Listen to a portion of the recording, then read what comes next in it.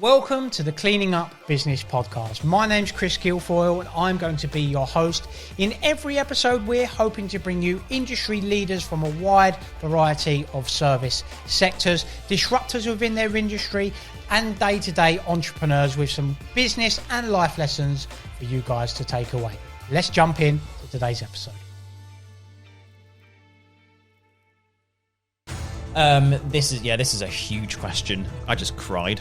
Camera. I didn't know what to do. And there are days where I have to get out of the clothes I'm wearing and I have to go and unblock shit. The drawing of Sonic the Hedgehog is going to generate this business £1 million. Why are you charging £10 an hour? I don't really know what I'm doing a lot of the time. I'm just sort of going with the flow. I think we had maybe 23, 25 clients at the time. In the space of 24 hours, we went to one.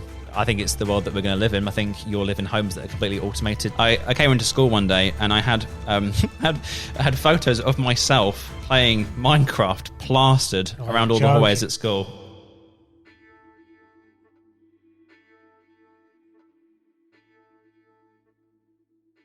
My guest for today is a video agency owner based in the southeast of Kent. He's worked with companies such as Cano, Walter and Microsoft and has been a big inspiration into my content journey here at JCD. So my guest for today is owner and founder of V21 Marketing Services, Jack Gaisford. Jack. Hello. Thank you for having me on the podcast. No Absolute problem. pleasure. Like the set, yes. By the way. A lot of effort's gone into this and it's been a long time coming for us to get here. Been an idea that we've been looking for and it's really good to have you on because me and Jack have known each other for a time now. We've worked together both on video and many other stuff and we do chat personally off camera about business and life in general. So I class Jack as a friend. Yeah. That's why I got him here. So he's not too harsh on me for our first episode.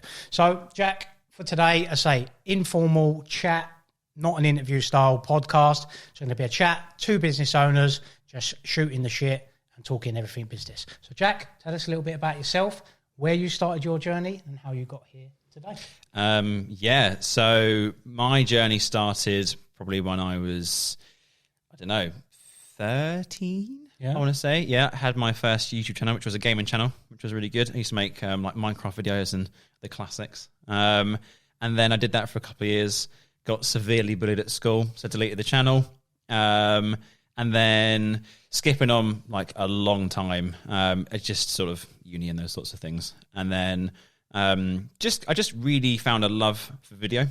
I liked that sort of emotional connection that you can have with content. I liked the, not to sort of be up my own arse a bit, but I like that sort of ego boost that people watching my stuff, and it was really cool. And then went to uni, did graphic design, hated it. I just found myself steering towards video constantly. In every spare moment I had, I was editing videos on Premiere Pro and I was trying to make content and whatnot as well.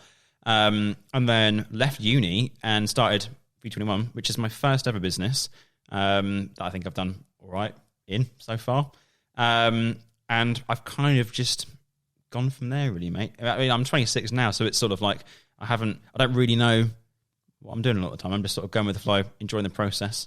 And I guess I'm now fortunate enough to have a team around me of nearly 10 people that are working with some really cool clients, really cool brands, making some cool videos.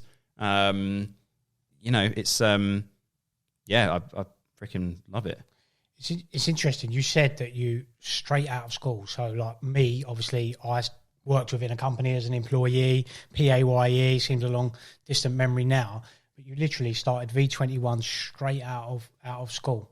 Yeah, I guess it's the same as you. You sort of you know what you want to do. Yeah.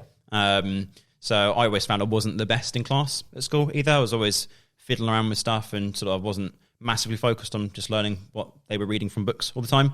And I just wanted to get home. I just wanted to make Minecraft videos and just edit and play games and chill out with mates and those sorts of things. And I think because that was like my happy space when I was younger. But I think as I've got older, I've been around some really good people and I've just seen them sort of turn their passion into a business. And yeah, I don't know. I've just always stood back to making videos, basically. One interesting point, and I remember when I first considered starting our content journey here at JCD, and obviously we started that journey with you. I can't remember how long ago it was now, 2-3 years ago. You mentioned about people at school and sort of, that opinion of you doing your own videos. Do you think that stops a lot of people coming into content creation space, worried about, because I've been there, certainly worried about what my friends are going to say, will people think I'm, stupid or whatever doing, YouTube videos or some of the short form content that we do. Do you think that stops as a barrier to entry to a lot of people? 100%. What other people think? Because 100%. even yourself, someone that's a creative at heart and knows their industry and has been for a very long time, you let them opinions stop you for a little bit. You stop doing your channel. 100%. But I think it's that sort of like, especially maybe when you're younger and you're just starting out in business, I think you have that kind of, what's the word? Your imposter syndrome a little bit. So you don't feel like you're at that level where you can sort of maybe have that level of clout. I mean, some people have done much better than I have, but like Mr. Beast as an example, been sort of watching a lot of his stuff, but he's 24 now. Amazing. Right? Incredible journey. But I mean, the level of hate that he gets every day is probably astronomical. But I think you just have to learn to switch it off. Anything that you post online, you can't, like, I've never met anybody that has just had a 100% success with people just constantly agreeing. Sure. There's always going to be someone that disagrees with you. Yeah. Whether it's down to jealousy, which is what I found a little bit when I first started out, especially making YouTube videos. I came into, I've never said this is awful. I came into school one day and I had had photos of myself playing Minecraft plastered around all the hallways at school, in all the classes. That's at a young lad's, at school age. That was school age. A nightmare. Yeah, it was awful. But there's kind of a, with the power of hindsight now, it's sort of like, I'm kind of glad it happened because it sort of egged me on to then be like, well, I'm going to fucking show you, I'm going to make it even bigger and better. Yeah. So there's kind of that, I don't know, it's a good pressure to kind of prove people wrong sometimes as well. But yeah, you can never really escape that. And I think that feeling of you're going to get criticised or people are going to, be a bit toxic and they're going to throw hate at you, it's going to happen. If you put yourself online, it's going to happen. But for me, the benefits of creating content outweigh the negatives of maybe somebody that you've never met halfway around the world saying that you're ugly or you're fat. Or, I think even in our content, I like to think we're, very forward thinking and one of the first people to market within the cleaning space, which is what we're in, to start doing content across a multitude of platforms well. The days where people are putting out Canva photos with stock images of cleaning staff with, marigolds that no one really wears in the professional cleaning field. And there are people on platforms that I've gone to the lengths of blocking some people now because they've always got a negative connotation or something to add. Oh, you haven't done this right. You're not doing that right. So you're always going to get that. But I was interested to hear, you got to not let them people stop you doing what you really want to do, because the bottom line is now, since I've started our content journey, I am really passionate about it and I thoroughly enjoy it. I don't know if I'd go as far as calling myself a creative like yourself, but I enjoy it when I get round to it. And it's interesting, them feelings of what people think now are out the way. And it's a bit of a cliche, and you see this on social media. I now have people that I thought would take the mickey or take the piss out of us who are now in my DMs asking me for advice, or how did you do this? What kit do you use for that? So it's interesting how, people have a negative connotation, but once you actually start doing it and you start getting success, then they quickly come on. I wouldn't agree with you when you say that you're not a creative, because from the however many years I've known you now, you've always been very content driven. You've just never known the definition of success or how to quantify that success through content, which a lot of people struggle with as well. But you've always been very forward thinking. I mean, probably what we'd going back maybe like 3 or 4 years now, maybe 3-4 years, yeah. You're putting freaking chickens in bleach because for a cleaning video, or you were doing top 3 reviews or something like that, which at the time nobody was doing. It's just that maybe we just approached it slightly wrong, or we just we didn't have, again, the power of hindsight to know what was working and what wasn't, because there wasn't really any data for your industry. You couldn't really go off of what has been successful because you're kind of paving the way for it a little bit. But I think your content journey has been an interesting one as well, because you kind of just jumped straight into it, really. Like you'd had no data behind what worked. You kind of just put yourself out there knowing that, maybe it wouldn't work. But you're now in that position where suddenly you've got a new podcast, which, by the way, is awesome to be on. Yeah. You've got a full-time videographer now within the business. Adam's sitting behind the camera. He doesn't do a lot, but he's full-time. So yeah, but that must make sense to have, building out a team that's then creating content specifically for you within this industry. It's obviously working to some degree. But it surprises me how many people still haven't pulled the trigger on that. They're so far behind. Yeah. I think, definitely within our personal industry, we are paving the way in terms of content creation. There are a couple of other people that do it well, in my eyes. So on that note, do you think CEOs, business owners, brands, everyone should be doing video? Do you think that comes across well, or is it dependent on the person? It depends on the industry as well. Okay. If you're a doctor, there's no need. Yep. I don't think there's a point. If you're dying, right, you need a doctor. You probably don't really want to be watching someone on TikTok. Maybe not. But then at the same time, you've got people, I think it's Dr. Julian. I don't know if that's true. Don't quote me on that on the podcast, but he or I can't remember who it even is. It's some doctor on TikTok's made an absolute viral success out of their career just from doing like surgeries to now making content online. So what's the singing dentist? The singing dentist, isn't it? Terry? I've seen that on. Really? Yes, and he does. Adam's not behind the camera. I don't know what you're talking about. He does TikToks and Instagram. So it shows that it can be any industry, no matter how boring you think it is. Because one thing we spoke about was, and that's where I don't necessarily class myself as creative just yet, because coming up with relevant ideas for an industry that can be classed as drab, boring, a dentist example or a professional cleaning company, coming up with fresh ideas that are new, innovative, and people want to watch, can be difficult at times, and that's why creative. So should everybody be doing video? Depends on the market. Yeah, it depends on the market. Depends on, again, like I think there has been, especially over the last couple of years, there's been a real transition into almost this weird pressure for everybody to suddenly create content. I don't know whether that's down to algorithms on social media or this sort of huge rise in you have to have almost some form of social status to be known. Yeah. But I wouldn't say everybody needs to do it. I think if you want to do it, and if you feel confident and you've got a message and you've got a journey or a narrative that you want to share, 100%. Yeah. But it depends on what you're doing it for. If you're doing it for fun and it's just more of a personal goal, go for it. But if you're doing it for business, then obviously it gets a little bit more complicated. You've got to be a bit more strategic of how you do it, and a lot of the time that can turn people off because they just want to make stuff. Yeah. But it's not the only way to be known. Sure. But I think for people like myself, people like you, I feel like we're quite natural to the camera. We do quite well behind the camera, and we just find it fun. Yeah. But there's a certain type of person that suits that. Back into business producing content. What do we do? Marketing to your customers.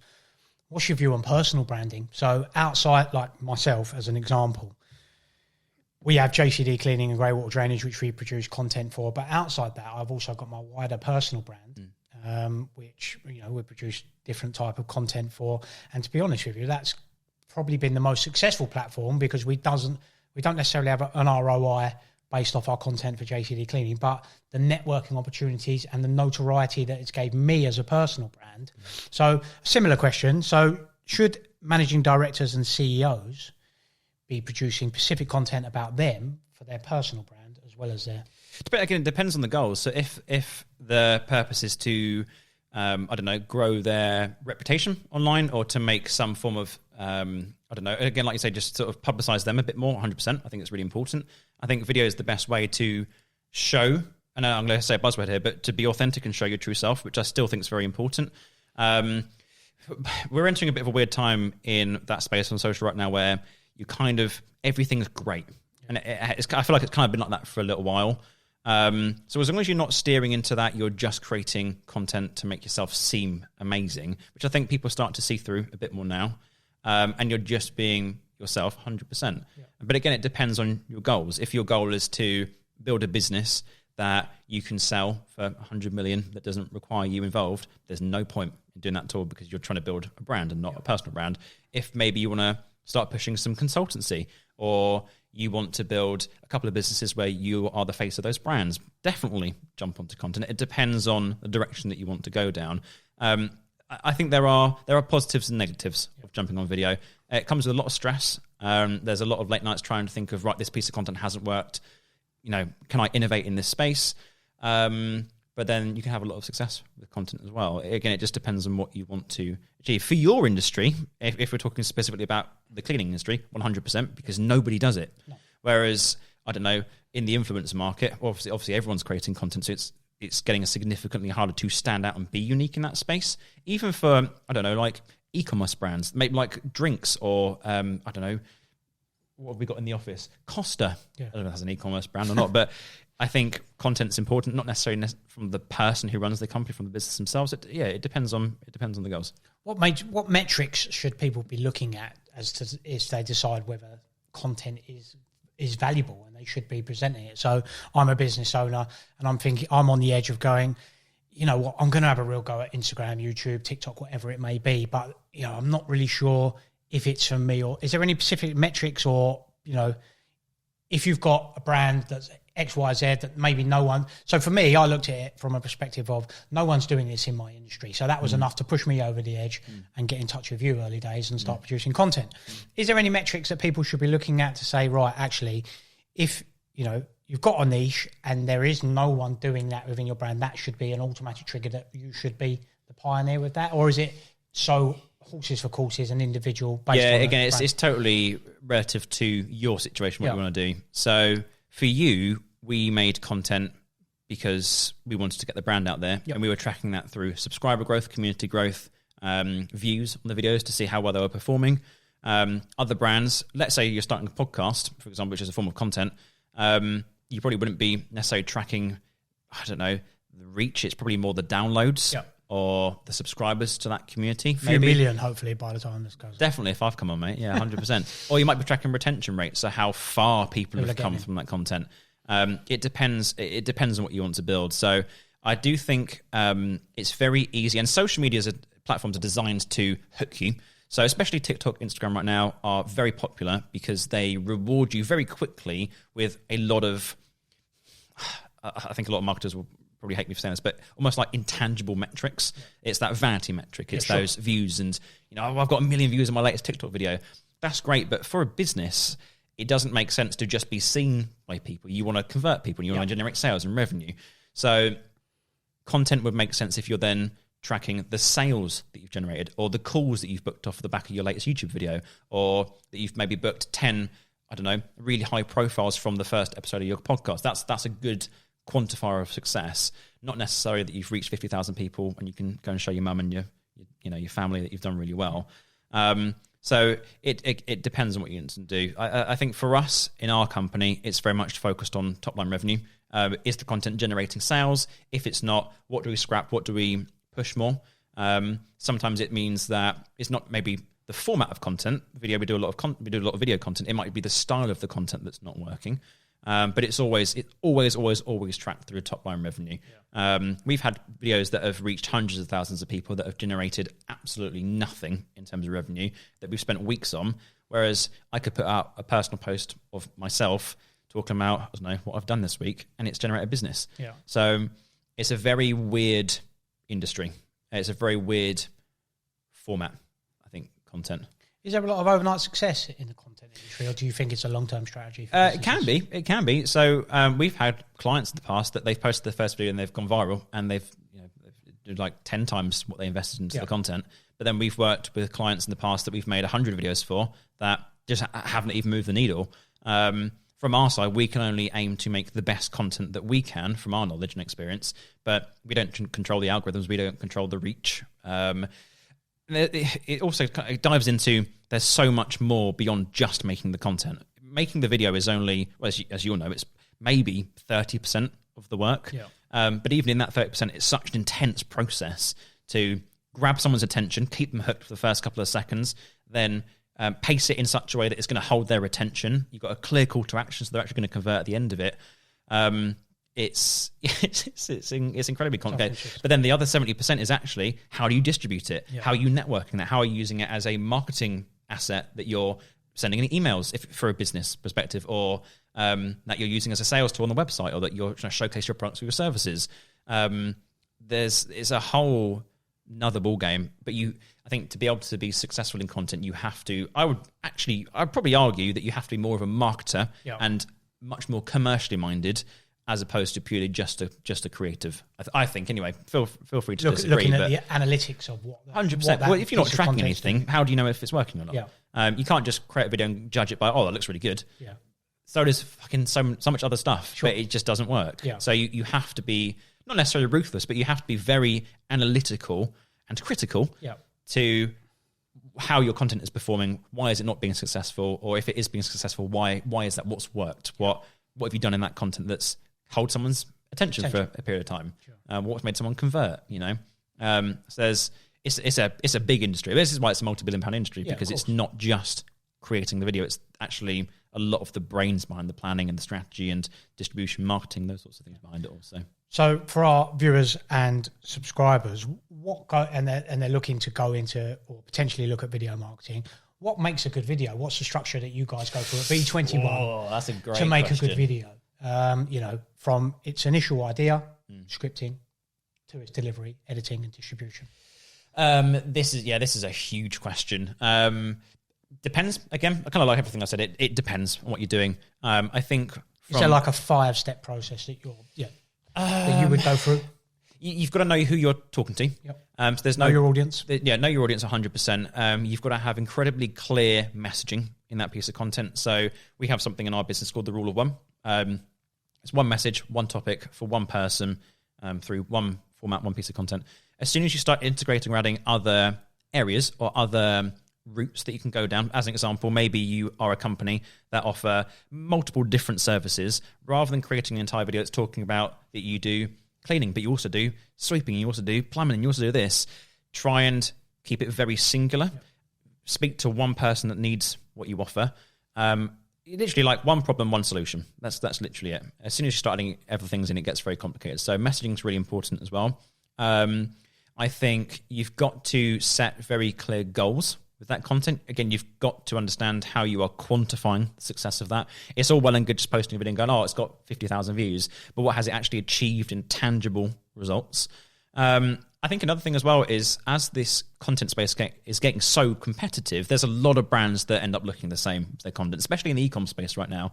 You've got, again, like food and beverage brands or lifestyle brands that are doing what's called UGC content, so user-generated content. Okay. It's filmed on a phone, and it's supposed to feel very relatable and unproduced intentionally so that you're connecting with just general people in the public. It's just like, would that be like, because I've never heard that terminology, would that be like just effectively they're trying to get social proof that someone, outside an influencer or someone that's in front of a camera set up like we are, they're using that product day to day out in the real world? Yeah, 100%. Okay. So it was made to create trust, because you haven't got a big video agency making your videos. It's actually Sarah, who's got 50,000 very niche followers, talking about your product, and it feels quite authentic because it's just on a phone. It's just very in the moment. Yeah. The problem is that all of that content across all of those businesses looks identical. They've all got influencers that are using and shouting about their products. They've all shot it on a mobile phone, so the stylistic approach looks exactly the same.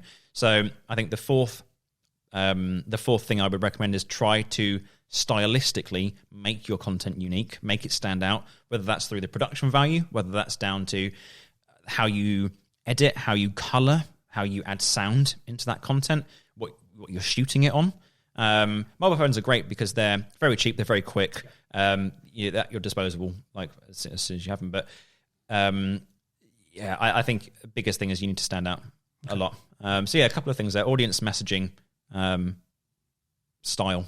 What else did I say? I can't even remember. A lot. Basically, is what I'm trying to say. There's many facets that go into creating a good video, and making sure that you say, as Jack mentions, something that we need to get better at. I think is measuring. Okay, we've spent time, effort, resource putting out that video. What has it gave us? Has it gave us website visitors? Did it give us a direct inquiry that in turn has given us an ROI? I mean, a lot of our content at the moment is from a networking perspective, and the people we're getting to know, it's like Dan Priestley's book, Key Persons of Influence. I think that's probably the phase we're at the moment. And hopefully we'll get to monetize. We've had inquiries through varying different platforms, don't get me wrong. Not a direct return on our overall investment, however. So we at JCD and Greywater, we're on varying platforms: YouTube, Instagram, TikTok. Any other, Adam?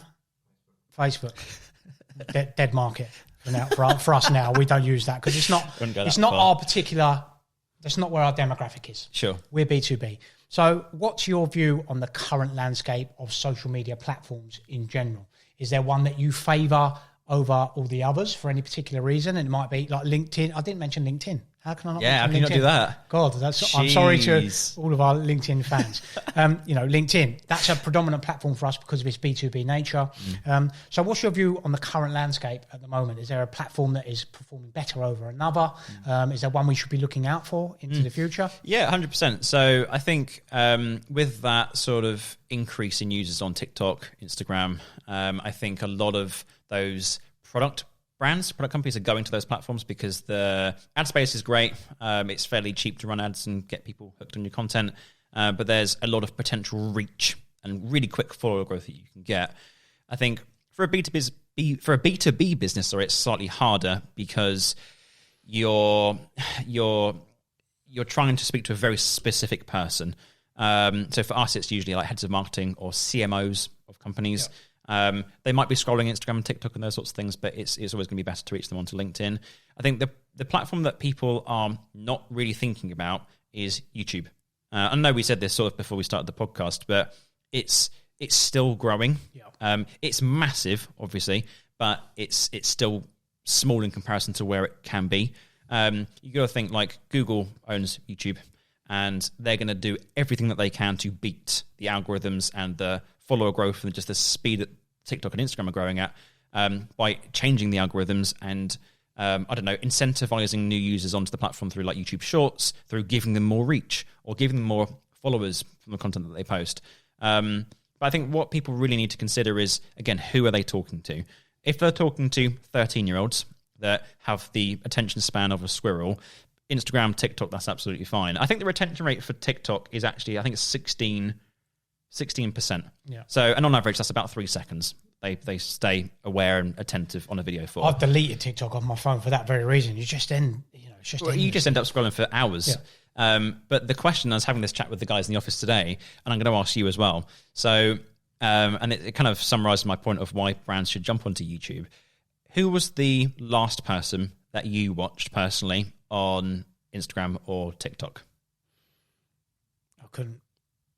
I couldn't possibly tell you. Okay. Do you know generally what it was about that you watched? The last piece of content that you watched? I personally, I went for a phase where I had a real cleanse of my Instagram because we were chatting before the podcast about what people put on there and that negative connotation that it can give you in terms of, you're looking at that platform thinking, oh, well, that isn't, my business isn't there yet, or whatever it may be.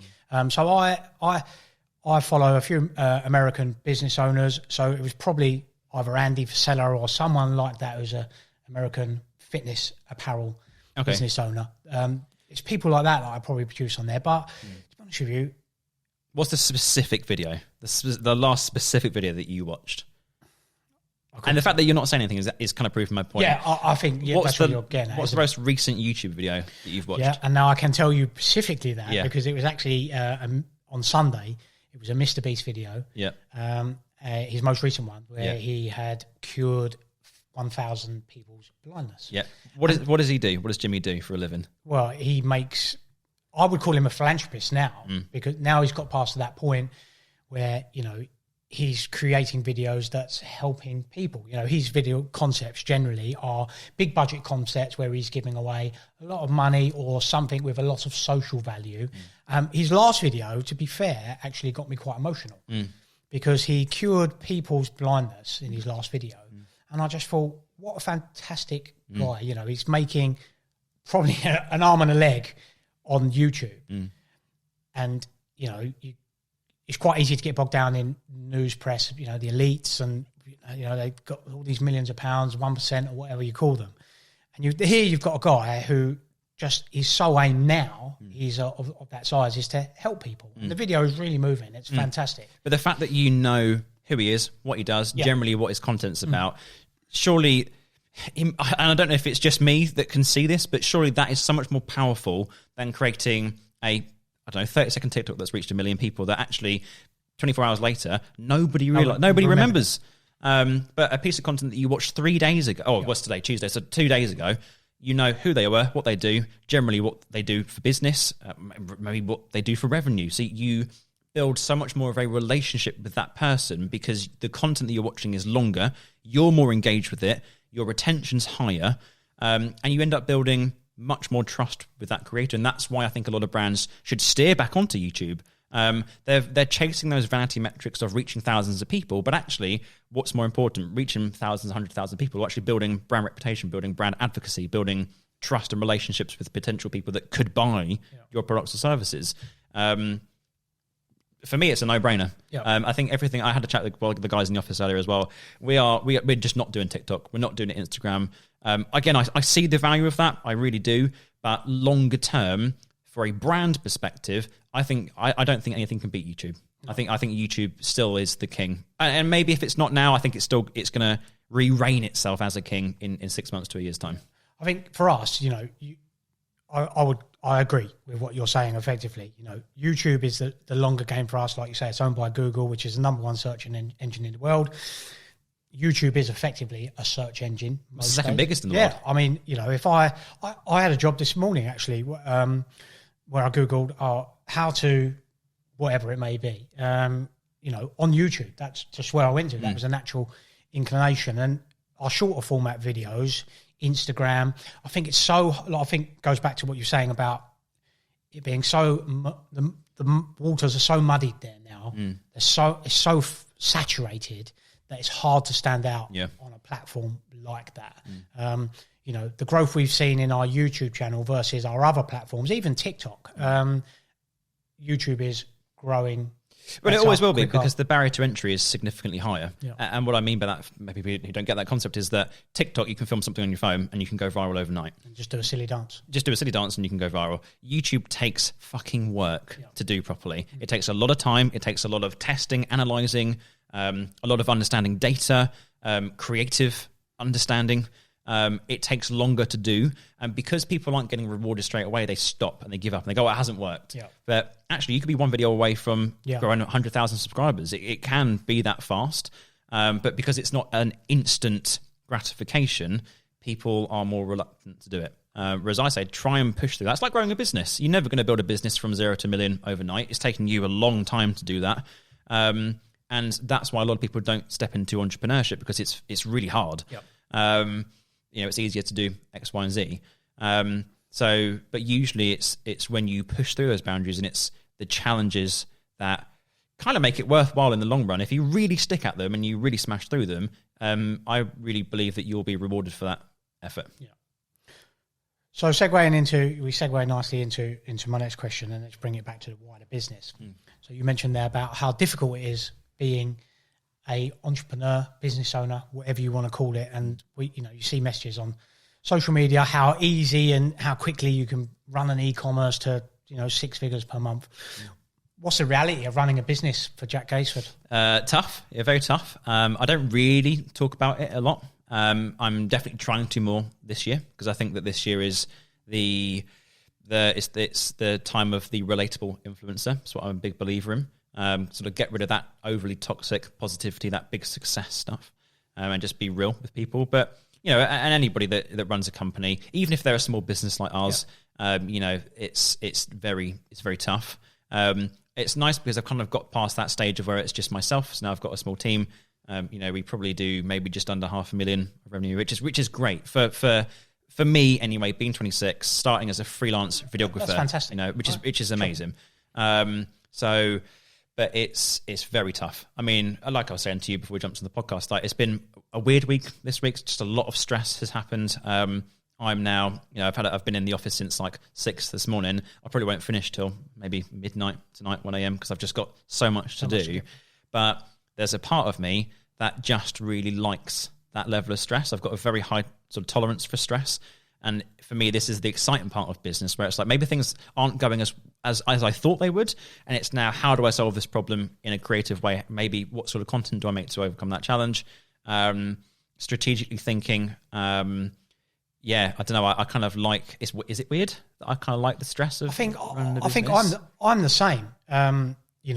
When I see that, I've seen this. I'm obviously social media. I've seen this on social that I think it was Grant Cardone, who I don't actually enjoy his content at all, but I see it. And it got me thinking, and depression, this is a bit of a sweeping statement. Don't quote me on this or hang me. The podcast going to be finished with our first episode. He said, when you're down and depressed and, you know, that's a lack of, you're not fulfilling what you were put on this earth to do. And I think I'm the same as you. Although there are days when I would happily pack up and sell both of our businesses, it keeps me going. And that thriving and trying to get better, problem solving every day, that's where the passion is. And, you know, don't get me wrong, you've got to have broad shoulders, you've got to have a high tolerance for stress. It's not for everyone, despite what everyone tells you on social media. I do think it takes a real different type of individual to run a business, but that's what keeps you alive and going. Don't get me wrong, the sleepless nights are not great, but it's the rough with the smooth, isn't it? It's not as easy as I urge people to not run a business. It's awful. It's so draining. But then at the same time, you're building something that you can call your own. There's a sense of responsibility there. That if it doesn't work, that's your fault. You're liable for those decisions that you've made. So there's a real sense of maturity there as well. But again, running a business can be anything from a freelancer where you've got maybe one client or you're doing a couple of freelance gigs every month to multi-million pound, billion-pound companies.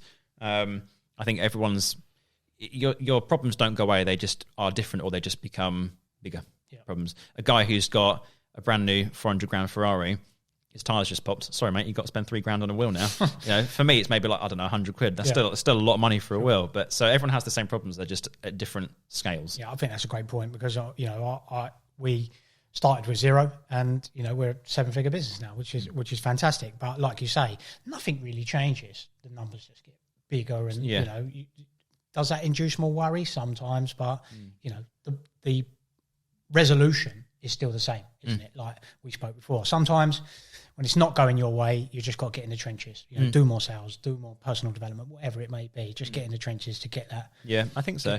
And then I guess kind of stemming on from that a little bit, I think that's why content is so important. Again, I think I said this a moment ago, but that sort of overly toxic positivity is rife on social.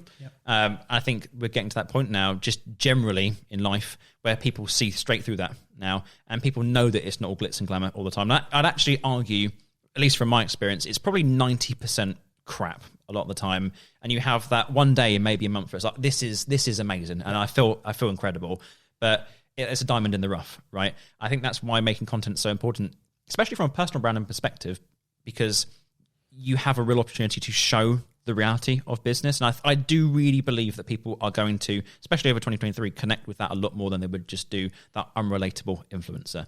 They're going to relate to Joe, the struggling freelancer that can't get any work, but is really grinding hard, as opposed to Lisa, who's just bought a £10 million mansion and is stressed because she can't, it's unrealistic to do that. And I just wish more people made more relatable content. I think that's why we do our We Are JCD, and I have mixed reviews on sort of that weekly vlog episode that we do on YouTube. What do you mean by that? Like, some people say, I can give you two specific examples. So I had a business associate of mine recently say to me, so there are sometimes, JCD is obviously an established business. We've been going for 9 years now. We're 7 figures in revenue. We have nearly 100 staff working for us. When people then see me on grey water drainage, which is a slightly different... So if you go back to when you started V21, it was you. You have to go through that phase to get a business going, unless you're cash rich, which most of us aren't, right? So grey water drainage is still a relatively young business, and there are days, more often than not at this particular moment, where I have to get out of the clothes I'm wearing and I have to go and unblock shit. Which I thoroughly enjoy, to be honest, literally. I've been doing it this morning. And someone said to me, look, there's a real crossover between your content, because you're doing a weekly vlog and you're out in the morning unblocking shit, and then you're doing a podcast with Jack Gaisford from V21, or you're going to then a meeting with a client that's spending 6 figures a year with you. And if you look at the customer that I'm aiming for with JCD, if they look at that and then see that I'm out personally cleaning drains, there may be a conflict there. They might not think we're capable of doing that. So, you know, there's a bit of a conflict there, but I do it from it's like a diary for me, really, that longer form content that I enjoy putting out. It's just sort of capturing the journey. You know, although I feel like I'm going through two journeys. We've got JCD, which is going, and we're at a different phase. Whereas Greywater is still in its infancy at the moment. So it's good to capture both aspects. Yeah, you have to have a range. Yeah. I think the risk is if you go full force personal brand, if you're trying to build a business that you're trying to sell, it's going to be very difficult. It doesn't feel investable from an investment standpoint. So commercially, it doesn't work. You have to have, and we've really clocked onto this recently, again, going from freelancer to then business owner to then small team of people is 3 huge transitions, because the first half is it's me making my own content. I'm generating business because of my personal brand. People like the journey. People tap into that. I'm really rooting for Jack. I really want him to do really well. Maybe we'll support his content, or maybe we'll start working with him. But there's very quickly a point where you have to almost segregate the founder journey to the brand of the company. So continue doing your personal branding. And there's a guy that I like on YouTube called James Sinclair. I know that you've been on his podcast as well, but he has clearly defined his role. He is the founder, he's the entrepreneur, the visionary for those companies, but his individual companies make content. So the separation is really good. People can understand where the difference is. And I think that's what you're also starting to do with your own stuff. I think we just need to tweak the JCD content. Your personal brand stuff is great, but you also need to then build that other side of content, which is then for the brand or the business that you guys are working for. No, I would agree with, and that's a great point for any business owner. A business, if you're the face of it, and I'm understanding this now as we're going through the content journey, and you've got to try and have the 2 streams that Jack's rightly mentioned, your business, what you do, what service you offer, what product it is, and your personal branding journey. Because if you're like with Greywater Drainage, or like when you started as a freelancer, if your business is you going out doing that, it's hard to scale. It's certainly not sellable, which is probably, most business owners' goals or aspirations in the future is to exit out their business. And if your business can't function without you there, then you don't have nothing to sell. Yeah, you've got to build it in an automated way. Yeah. Whether that's that you start to build, kind of like you have in a sense with Adam, in terms of that you're building out almost like a miniature content team. But I agree with you completely. Yeah. So we mentioned about V21 there, and we said how difficult it can be to be a business owner. So I'll ask this question now, and then we'll get onto the positives of that. So I'm going to ask every guest that comes on this, what's been the lowest point of your business career? Be selective, don't have to give me say where, but what's been the lowest point that you've had to come back with, and how did you deal with that? COVID, I think. Tough for everybody. It was right? really tough for everybody. That's where we met pre-COVID. Was it? Yeah. I went from, I think, because I had lots of small retainer clients at that time, and it was me and Ross. At times there was only 2 of us. We were doing really, really well with cash, and we were doing so good. I think we had maybe 23, 25 clients at the time. In the space of 24 hours, we went to 1, which was rough. But I loved Ross, and I still love Ross to pieces now. And he's I don't know how he stayed with him, but he has.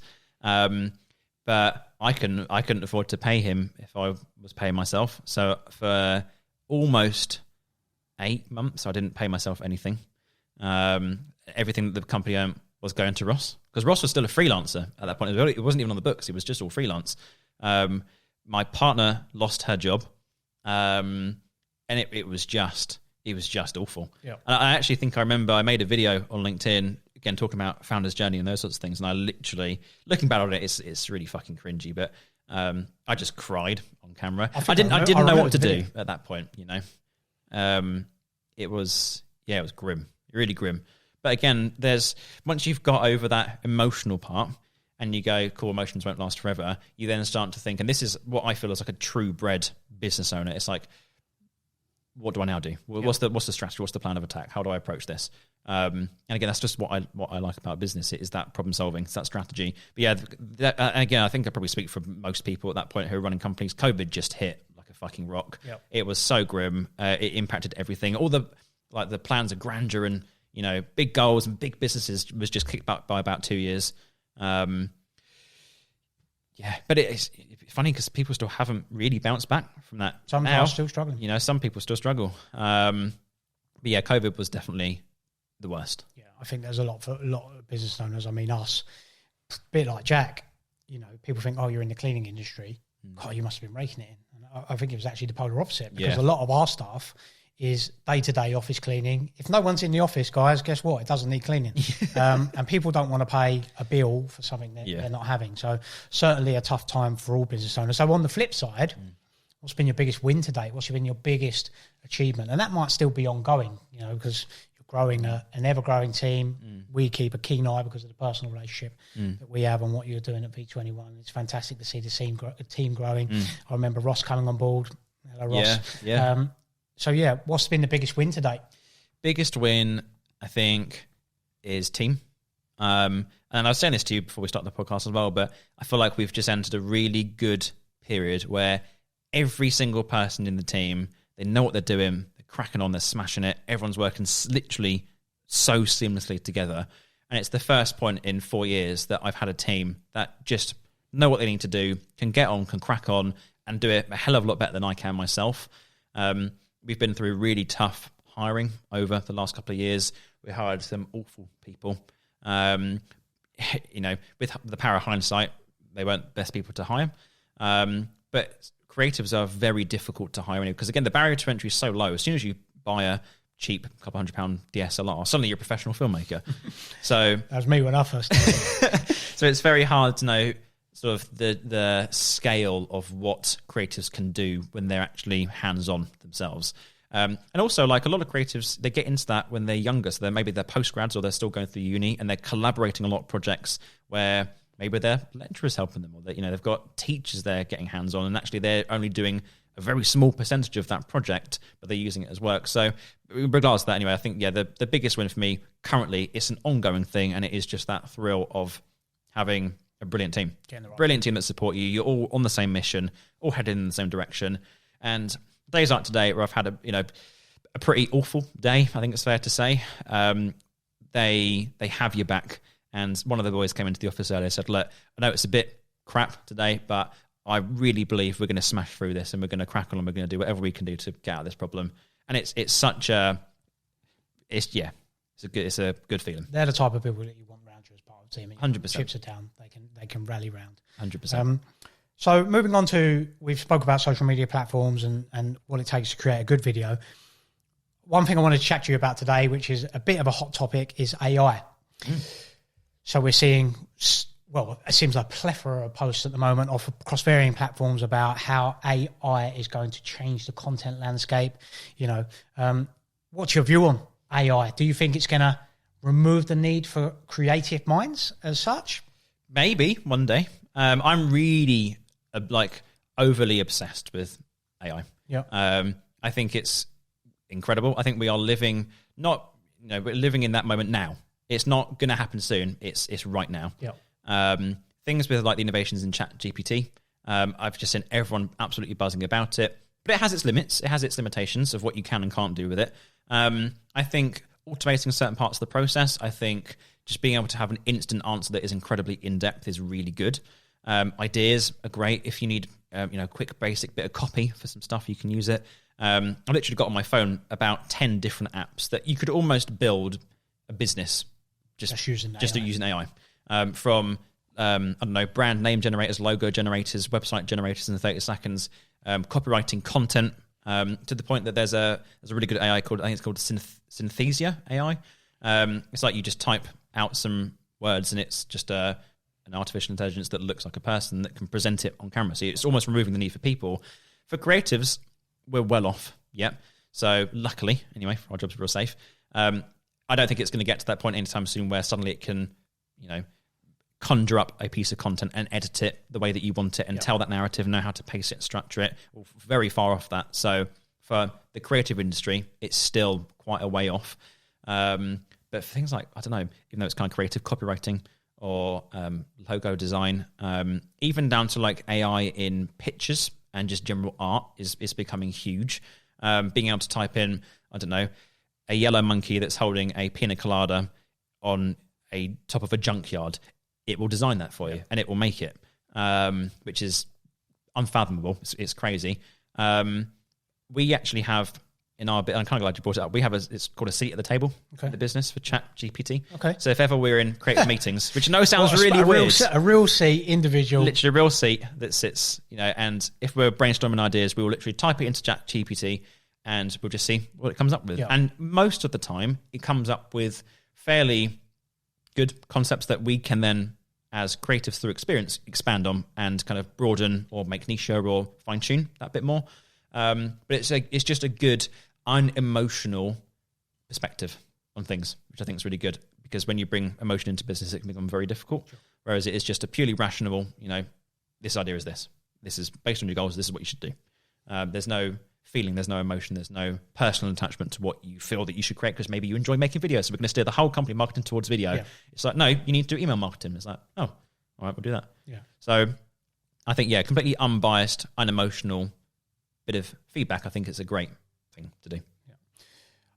I played around with it a little bit and put some in there, and I think I agree with your general consensus. I've typed in, give me 10 video ideas for a professional company. It'll give you them. Mm. And on the premise of it, they're good. And I think with a little bit of creative input from someone that's a creative, you can come up with some good ideas. I think, on the face value of what they need some tweaking. You might not necessarily take all 10 and just run with it straight away. But again, with that creative input, I think there's some value in it. Definitely. I think it was here to stay. Yeah, 100%. 100%. I reckon, most jobs in the future are going to be automated in some way or another. They've done it with banking in terms of like cashiers. It's now just all on. Yep. That was my example of a little cash machine, whatever it was. I don't know. Cut that edit. We'll use that somewhere.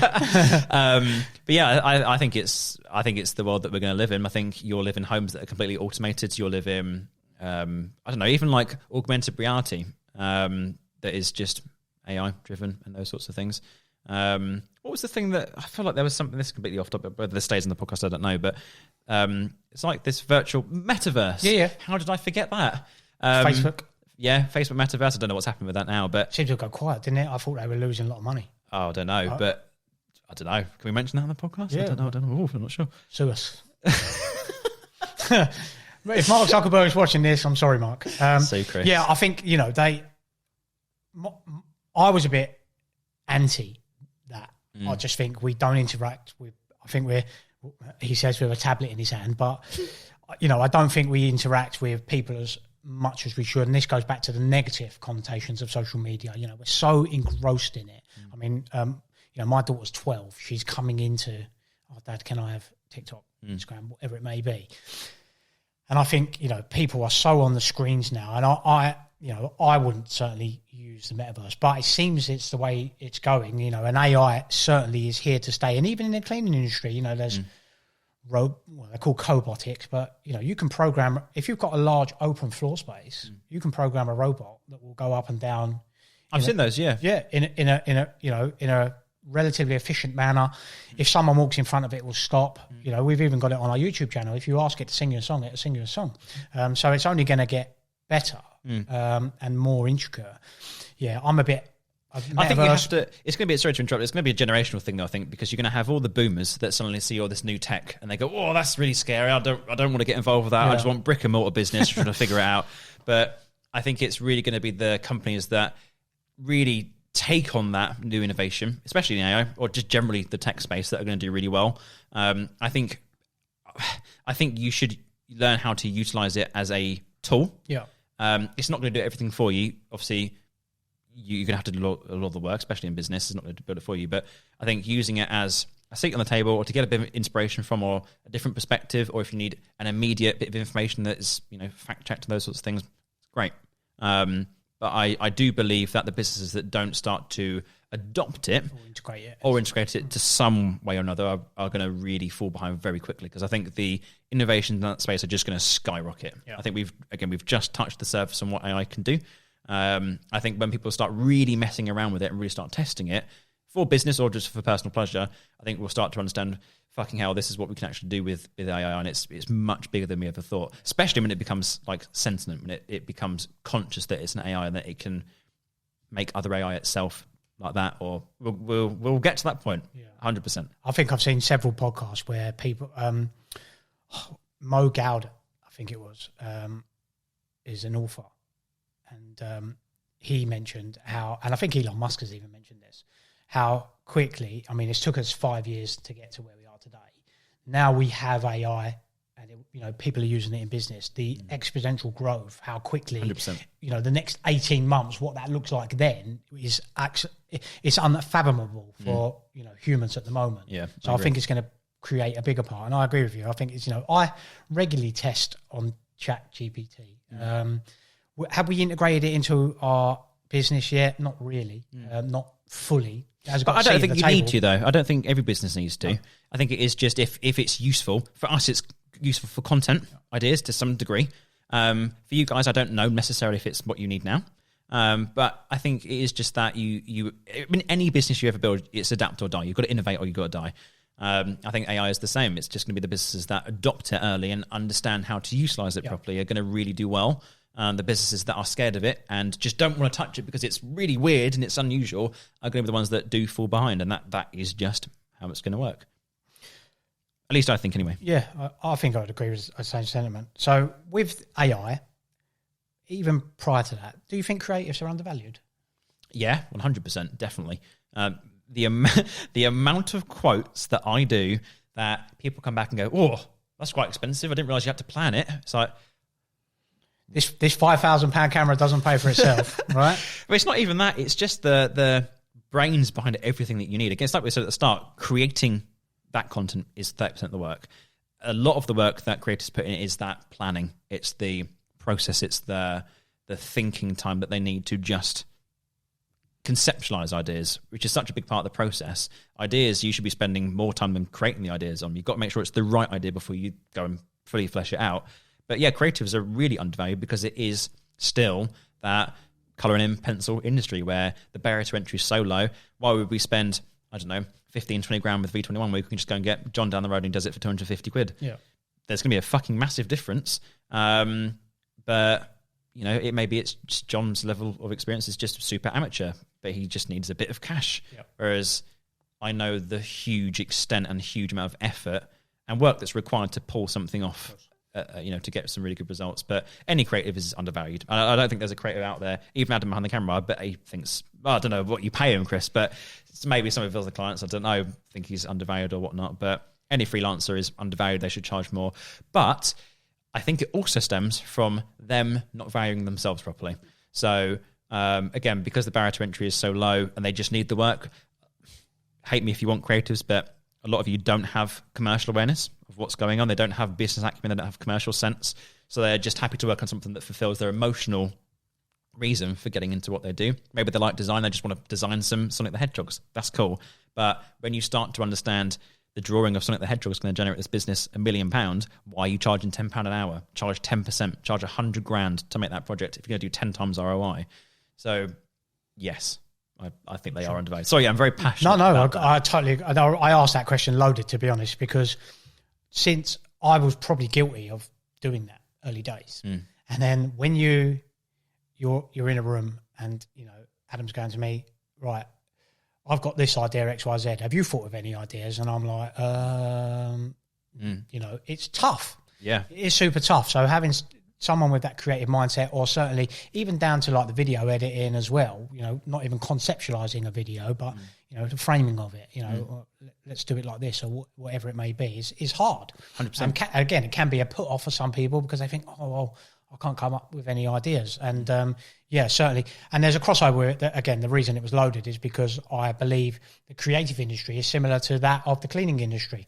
Why would I pay V21 a 50k retainer to do this video when I can get Mary down the road to do it because she's got, her own camera or whatever it may be. And the cleaning industry is the same.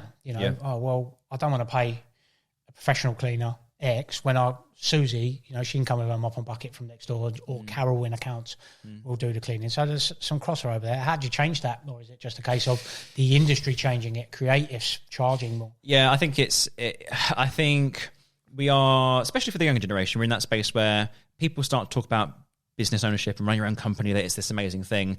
And I think people just want to kind of find out how that works a little bit. So I feel like maybe people are going to become a bit more driven, especially just as that, again, overly toxic positivity on social media presents running a company as an amazing thing. People are naturally going to be a bit inquisitive to, I'm going to give it a go and see.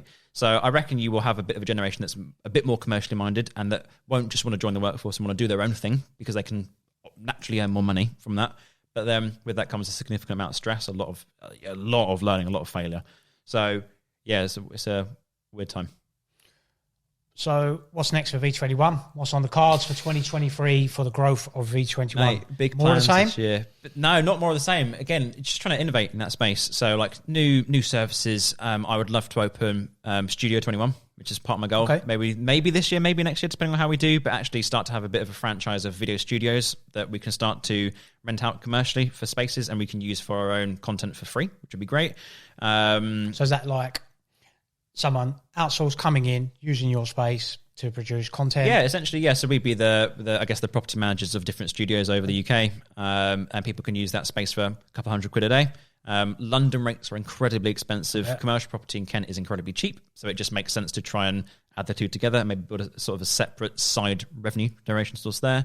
Definitely A/B splits in terms of production teams. So if people who maybe don't know who we are, we've got one great production team at the moment, but because we want to scale up the business, our capacity has kind of reached its limit. So we then have to start hiring second production teams, which means more equipment, more team, more editors, producers, directors. So growing the team as well would be a big one. I think we touched on this at the first instance of this podcast, separating myself and the business completely. I want to show my journey as a founder of a business that I'm completely winging, and I've always been honest with this. I don't know what I'm doing in business. I'm just taking each day as it goes and learning from my mistakes. I want to have that as a separate journey and a different sort of content pillar to the brand's content. Lots. I won't bore everybody, but just lots of big plans. Yeah. If it all comes to fruition, I don't know, but that would be really fucking cool. I remember, again, Jack was a big inspiration into me starting my own content journey, to be honest. Not to blow smoke up your backside. Cheers, Chris. Yeah, but say more. It's true.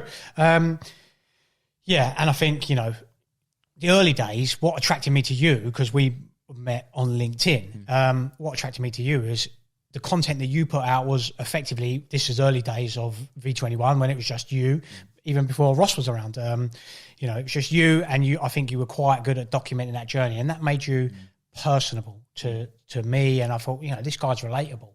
And if I ever get into video, which I wanted to, but I was scared to pull the trigger at that particular time, just wasn't the right time, this would be the guy I would go to, for sure. And that's just through seeing your content and seeing that journey. So it'd be great to see more of that as V21's moved on significantly from when we definitely, mate. Honestly, first met. It's changed so much, and I think as every business owner that's kind of scaling a business up, you get to that point where you are the sales and marketing person of that business. You get loads of new business in, and then you become very operationally focused. And that's what's happened to me over the last couple of years. It's been I've been very much in the deep, getting hands on, getting dirty, which has been great because I've had a great experience there. But I've now clocked on to, I haven't got time to do that. If I want to grow the business, I need to start getting into sales and marketing again, which means I need to show my journey and sort of get myself out there, which I just naturally enjoy anyway. Big moves, some really, really big things happening this year. Again, whether they happen or not, I don't know. I fucking hope they do. But I'm going to give it my best shot. Yeah, 100%. That's all you can do, my friend. So we're going to start to wrap up the podcast. Jack, where can everybody find you on social? Jack Gaisford, Gaisford, last name. People have heard it wrong for some reason. You can find me on LinkedIn. I make a lot of content on LinkedIn. Very good content. Very good content. Some of the best, I'd have to say, on the platform. Not to it my own horn. Yeah. Chris would agree. That's kind of it. I'm definitely going to start more YouTube stuff as well. So just Jack Gaisford on YouTube as well. And then you can find us at v21.co.uk, V21. Whatever.